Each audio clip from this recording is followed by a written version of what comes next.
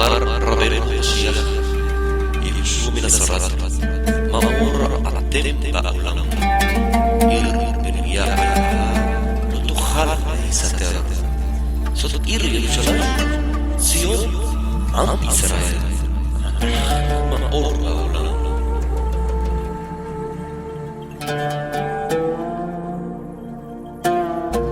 Y de esta manera nos acercamos al concepto de las midot. ¿Qué son las midot? Los seres humanos fuimos creados con la capacidad de tener amor, ambición, odio, bondad, ira, etc. En cada situación de nuestro diario vivir manifestamos de forma combinada estas emociones. Y solo la persona que tiene la capacidad de poder clasificar o medir adecuadamente su carácter pese a cualquier circunstancia es llamada en hebreo Baal Midot, o sea, el dueño del carácter, o sea, la persona que puede controlar las emociones. La palabra hebrea Midot, o sea, el singular midá, es traducida comúnmente como cualidad, como carácter, como emoción o inclusive como conducta. Sin embargo, literalmente significa medida, pues cada conducta en nuestro carácter es una medida, o sea, actuamos de acuerdo a una medida X. Cada actitud que tomamos en la vida son realmente interacciones y por lo tanto actuamos a medida X. El Todopoderoso, a través de una mitzvah en la Torá, nos ordena a imitarle, como está escrito en Devarim.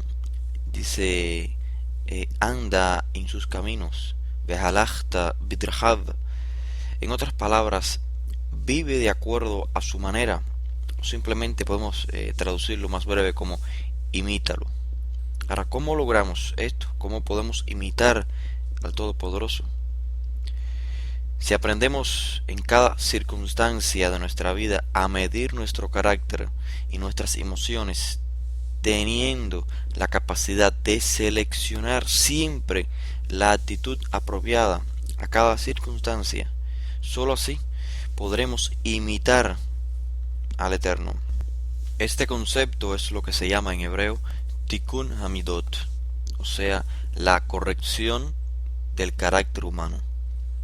Y en el lenguaje de Rabbi Yoshua es lo que se conoce como llegar a ser Ben Elión, o sea, hijo del Supremo. Por supuesto, Ben no es hijo literalmente, sino que expresa la cualidad, Ben Elión, ser como Elión. Según nos transmite el autor del Sefer Toldot Yehoshua, el capítulo 12, las primeras enseñanzas públicas de Rabbi Yoshua fueron precisamente acerca de las midot. Yoshua vio gran importancia en el concepto del Tikkun Hamidot, o sea, la corrección del carácter, de tal manera que es un tema presente en casi todas sus enseñanzas.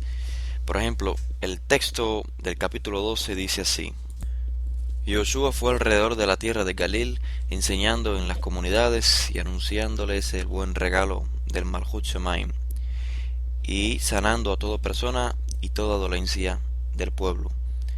Así que su informe corrió por toda la tierra de Siria, de tal manera que llevaban a él a todos los enfermos de diferentes clases, aquellos sujetos por Shedim, los turbados por Ruach Ra'ah y los que temblaban, y él los sanaba.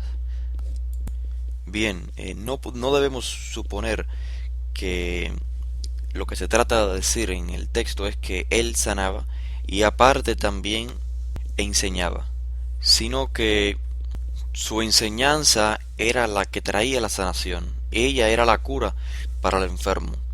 La frase que nos dice Kol Joli Vejol Matvei, toda enfermedad y toda dolencia, se refiere a ya lo escrito en Devarim, donde Hashem le promete a Israel quitar toda enfermedad y dolencia con las cuales castigó a Egipto.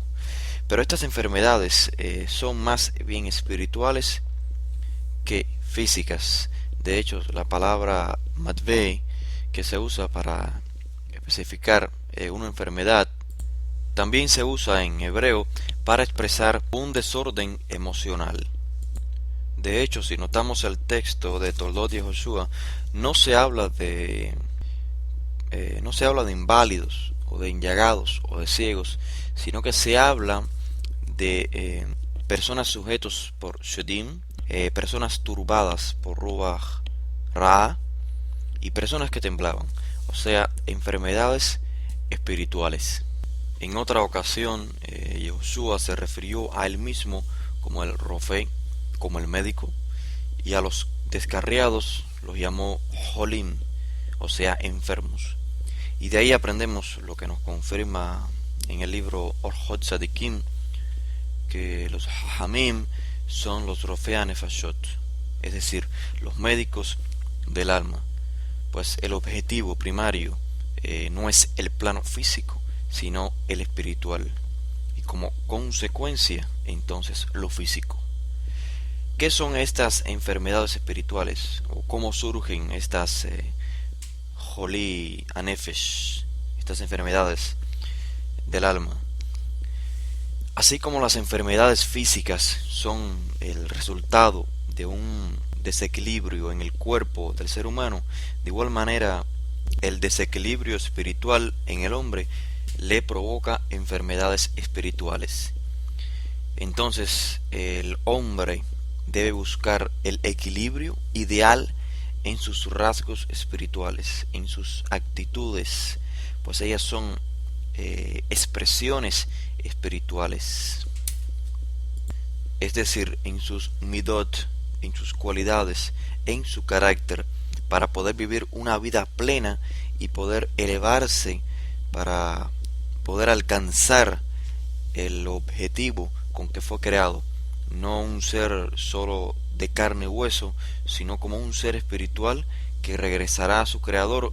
Y este proceso de rehabilitación es lo que llamamos Tikkun Hamidot, la corrección del carácter, o sea, la corrección de las emociones del ser humano, la corrección de nuestra conducta. Podemos concluir entonces diciendo que las midot son los potenciales espirituales con los cuales el hombre nace, como la humildad, la confianza, la bondad, la responsabilidad, la simplicidad, la calma, etc. Y estos son expresados a través de nuestras acciones, o sea, a través de lo físico. Las midot son parte del Selem Elohim, de la imagen divina que cada humano posee. Por eso, dentro del concepto hebreo, se dice alegóricamente hablando que Hashem creó el mundo a través de Ma'amarot, a través de expresiones, de dichos, de palabras. O sea, la grandeza espiritual del Creador, su luz, de alguna forma se redujo para poder ser percibida en su creación. Y de igual manera las midot, las cualidades, las emociones, son vasijas en las cuales podemos percibir la luz infinita.